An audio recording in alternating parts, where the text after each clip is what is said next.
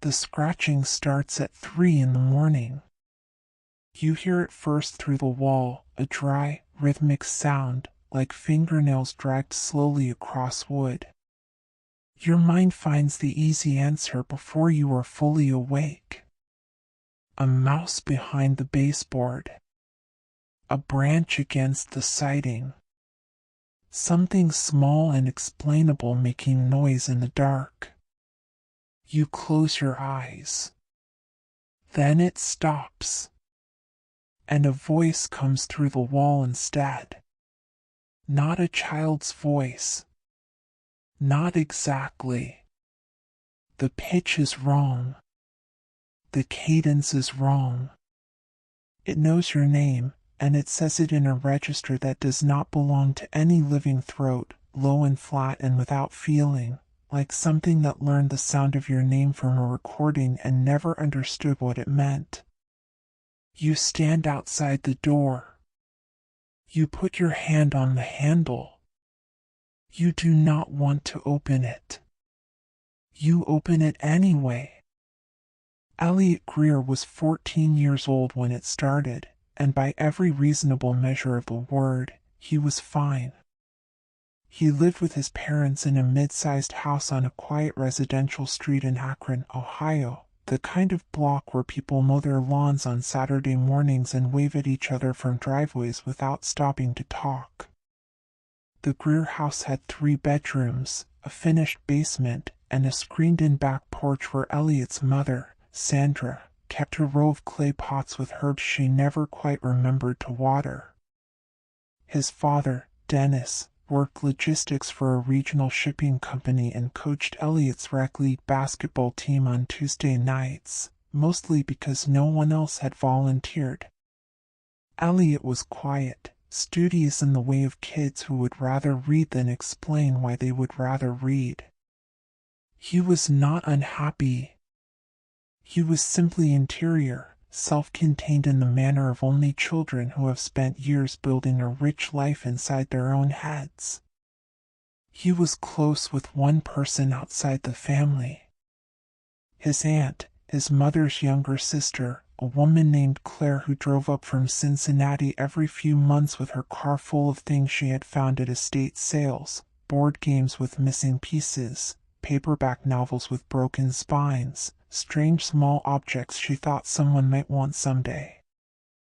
Elliot called her by her childhood nickname, Wren.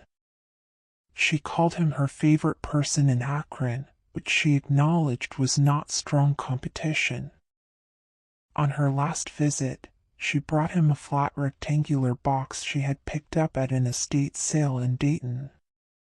A spirit board. The original kind, old enough that the finish on the wooden planchette had worn down to raw grain in the center where 100 hands had rested before his. Elliot thought it was interesting the way old things were interesting, as an artifact, as a curiosity. He and Wren played with it that afternoon at the kitchen table, asking questions neither of them took seriously, laughing when the planchette drifted under their fingertips. He did not believe in it. He made that clear. He thought it was a piece of wood on a printed board and that any movement was unconscious muscle memory, people giving the game what it asked for without knowing they were doing it. Wren died 6 weeks later. The cause was a cardiac event, sudden and without warning, in a woman 34 years old with no known history of heart trouble. The doctors used words like idiopathic and unexplained. Sandra cried for a week. Dennis spoke in the quiet, careful voice of a man who does not know how to be useful with grief and knows it. Elliot kept the board. He did not know why. He put it in the back of his closet and did not look at it again. He did not need to.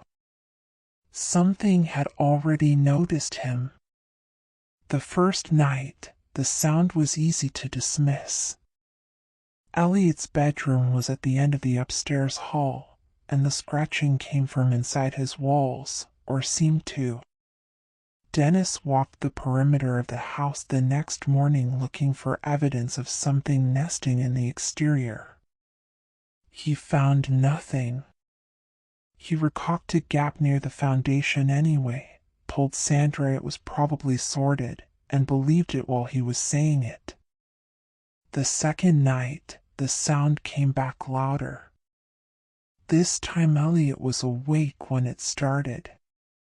He lay in the dark and listened and felt something he could not name and did not try to, a quality to the silence between the scratching sounds, a weight to it, as though the room were holding its breath.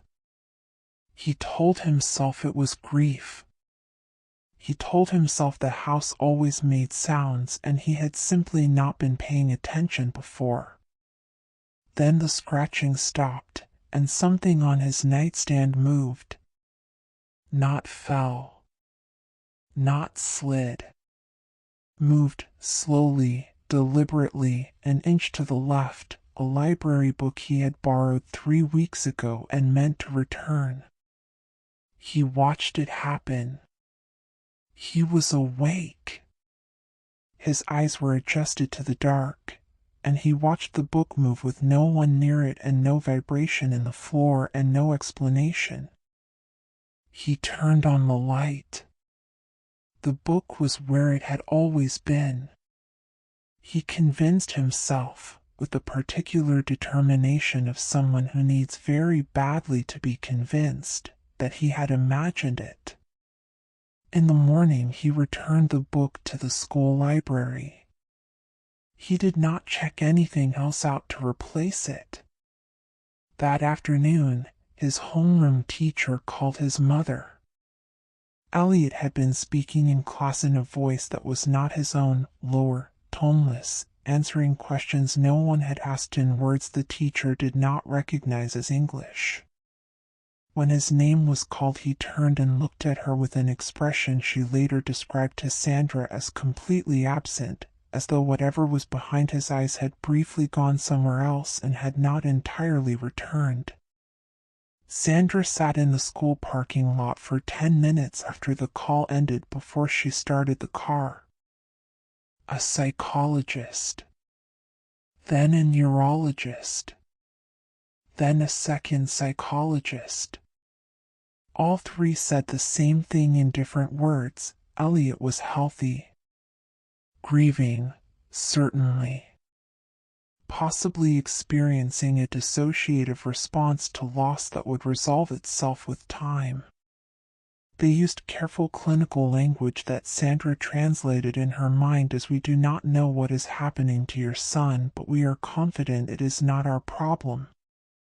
She called their priest, Father Callahan, a thin, soft-spoken man who had been at St. Anthony's for 11 years and had presided over Claire's memorial service.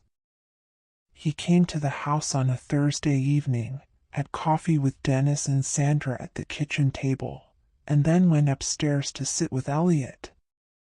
He came back down 20 minutes later and his coffee was cold and he did not drink it.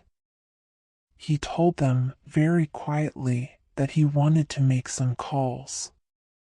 What he did not tell them, what he would tell Sandra months later, when enough time had passed that it felt possible to say, was that when he had entered Elliot's room, every object on the boy's desk had been arranged in a perfect circle.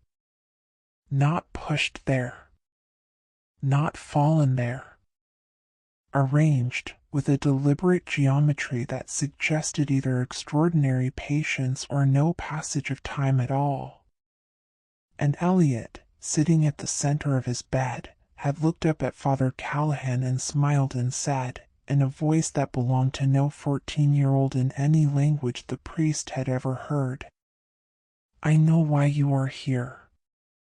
You should not have come." Father Callahan made his calls. What came next arrived in the form of Father Thomas Devane, older, quieter, a man who had spent 30 years in pastoral counseling and who carried himself with the particular gravity of someone who has seen things he has chosen not to describe. He came with a colleague, a deacon named Marcus Webb, and between them they brought what they needed. They asked Dennis and Sandra to wait downstairs. Sandra would tell people later that she heard 4 distinct things during the 90 minutes that followed. First, the sound of ordinary prayer, low and rhythmic, the Latin familiar to her from childhood. Second, a crash she felt in her chest before she heard it with her ears. Third, silence so complete it was its own kind of sound. Fourth, Elliot's voice. His real voice. Her son's voice.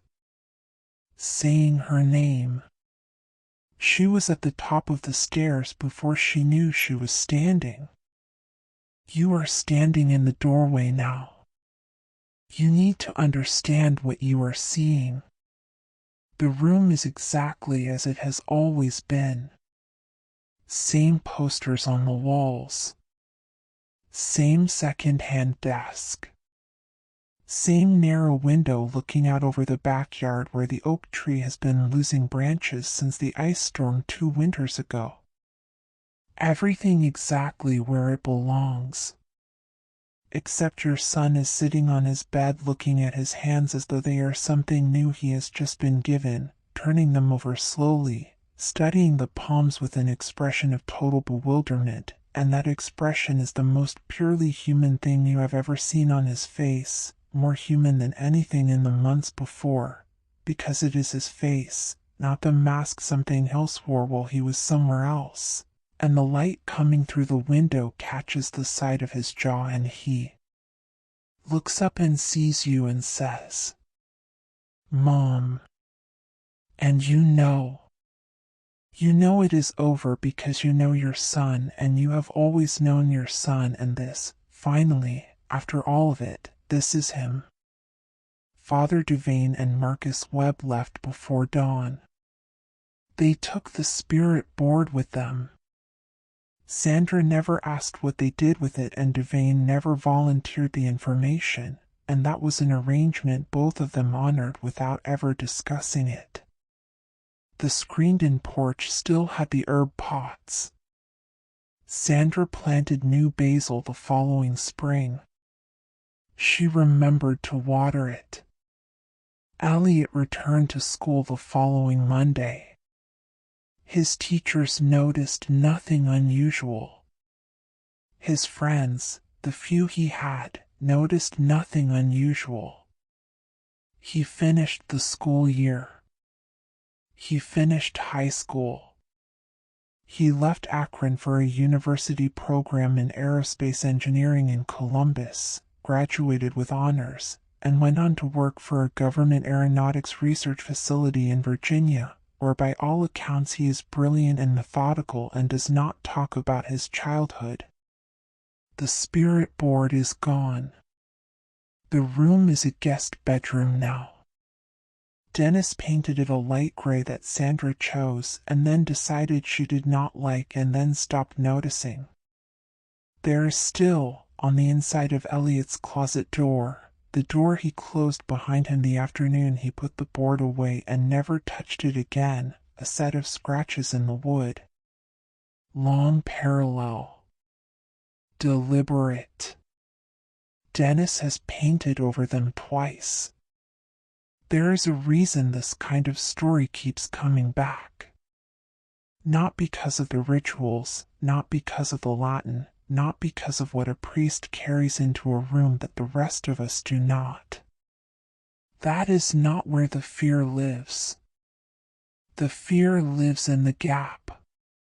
The gap between the person you know better than anyone in the world, the particular way they hold a glass, the exact sound of their footstep in the hall, the specific quality of their silence when they are thinking, and the moment you realize something wearing their face does not know any of those things, has never known them, was never trying to learn them.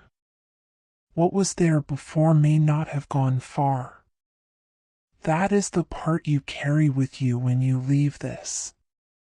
The question underneath all of it, the one that follows you into the silence of a house you thought you knew, is not whether such things exist. It is whether, If one found you, the people who love you would be able to tell. And how long it would take them.